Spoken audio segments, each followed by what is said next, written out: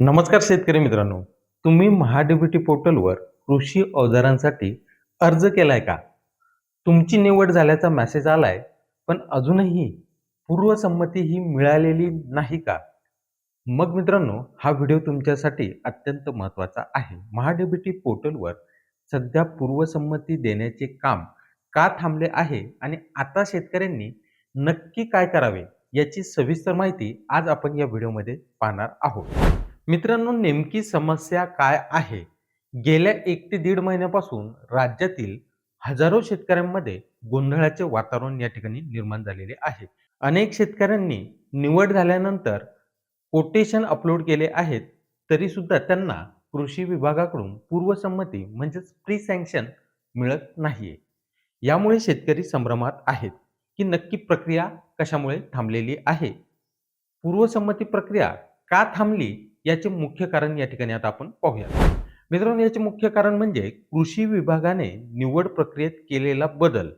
कृषी विभागाने जुनी लॉटरी पद्धत बंद करून मागेल त्याला आणि प्रथम येणाऱ्यास प्रथम प्राधान्य या तत्वावर निवड प्रक्रिया ही सुरू केली.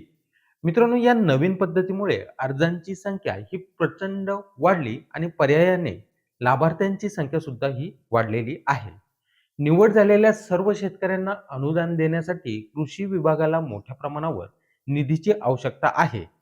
मित्रांनो, सध्या उपलब्ध निधी मर्यादित असल्यामुळे तांत्रिकदृष्ट्या नवीन पूर्वसंमती देण्याची प्रक्रिया ही तात्पुरती थांबविण्यात आलेली आहे. आता मित्रांनो, या ठिकाणी कृषी विभागाने एक महत्त्वाचा इशारा हा दिलेला आहे.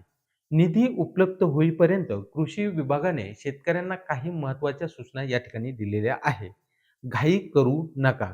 ज्या शेतकऱ्यांची निवड झाली आहे पण पूर्वसंमती मिळालेली नाही, त्यांनी स्वतःहून कोणतेही अवजारे किंवा यंत्रे या ठिकाणी खरेदी करू नयेत. अनुदान मिळणार नाही.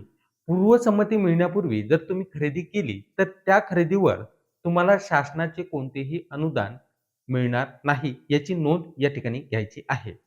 मित्रांनो, अधिकृत पत्राची वाट या ठिकाणी तुम्ही पाहिजे आहे. जोपर्यंत तुमच्या लॉगिनला अधिकृत पूर्वसंमती पत्र दिसत नाही, तोपर्यंत कोणतेही आर्थिक व्यवहार या ठिकाणी विक्रेत्यासोबत तुम्ही टाळायचे आहेत. मित्रांनो, आता या ठिकाणी प्रश्न पडतो, ज्याची निवड झालेली आहे त्यांनी काय करावे? मित्रांनो, घाबरून जाण्याचे कारण नाही. ज्याची निवड झाली आहे त्यांना निधी उपलब्ध होताच प्राधान्यक्रमाने कृषी विभागाकडून पूर्वसंमती ही दिली जाणार आहे. मात्र यासाठी मित्रांनो थोडा संयम तुम्हाला ठेवावा लागणार आहे. काही कालावधी निश्चितच या ठिकाणी लागणार आहे.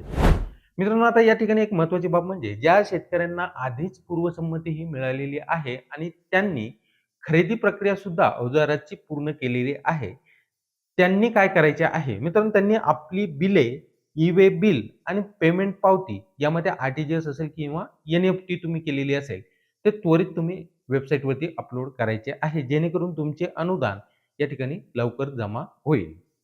तर मित्रांनो, हा व्हिडिओ तुम्हाला आवडला असेल तर या व्हिडिओला नक्की लाईक करा. तसेच शेअर करायला सुद्धा विसरू नका, जेणेकरून इतरांना सुद्धा या माहितीचा लाभ हा घेता येईल. तर चला, लवकरच भेटूया अशाच एका नवीन माहिती आधारित व्हिडिओमध्ये. तोपर्यंत जय हिंद, जय महाराष्ट्र.